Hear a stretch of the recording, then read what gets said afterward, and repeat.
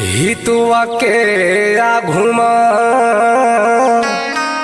हर से सतनानी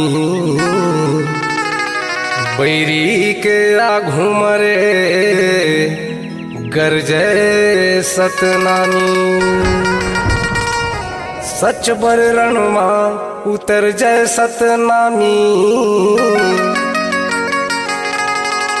जय होवे तोरगा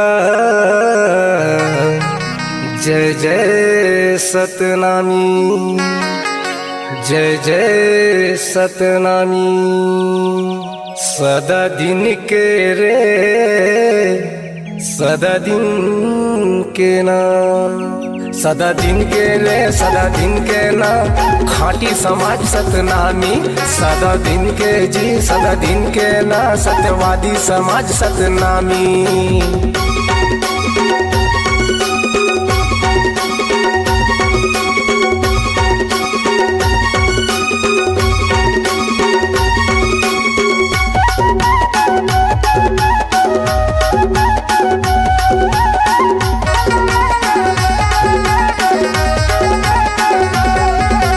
सच ल बोले पर डरे नहीं 25 रह के 85 सच ल बोले पर डरे नहीं 25 रह के 85 ज्ञान गुरु वाणी दे के गभैया समझाए गुरु घासी ज्ञान गुरु वाणी दे के गभैया समझाए गुरु घासी।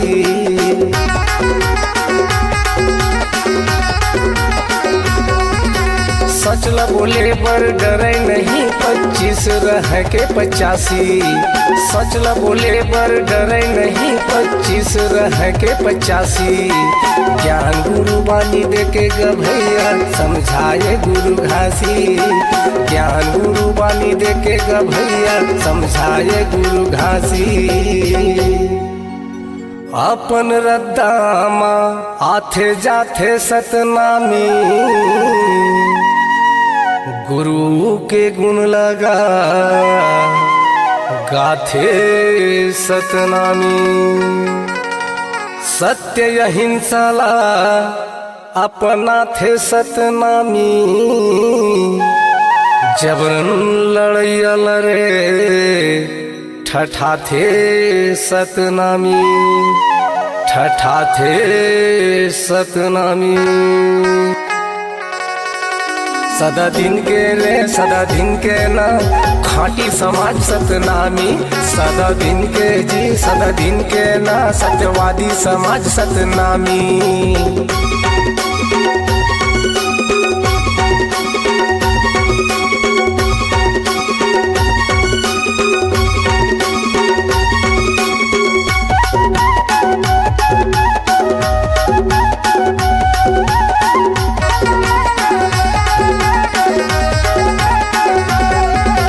राजा गुरु बालक दास के सपना सुरता है मुझवानी राजा गुरु बालक दास के सपना सुरता है मुझवानी सतधारी सोमेश बाबा के सादा खानी बनी औसियानी सतधारी सोमेश बाबा के सादा खानी बनी औसियानी।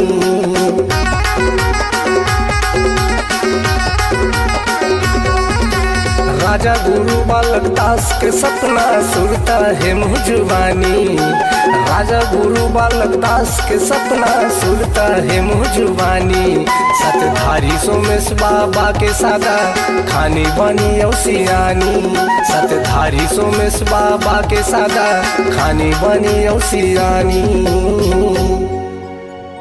जोक नदी के गा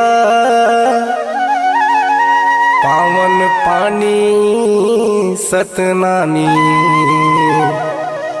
छाता पहाड़ यस सभी मानी सतनामी तपोभूमि कसेगा दानी सतनामी सतनाम के अमर कहानी सतनामी कहानी सतनामी। सदा दिन के रे सदा दिन के ना खाटी समाज सतनामी। सदा दिन के जी सदा दिन के ना सत्यवादी समाज सतनामी।